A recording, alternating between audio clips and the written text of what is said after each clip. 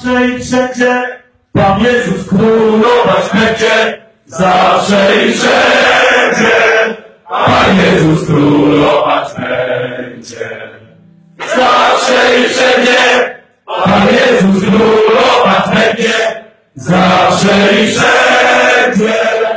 Pan Jezus królować będzie. Niepokalana nasza Maryja kochana, niepokalana nasza Maryja kochana, niepokalana nasza Maryja kochana, niepokalana nasza Maryja kochana.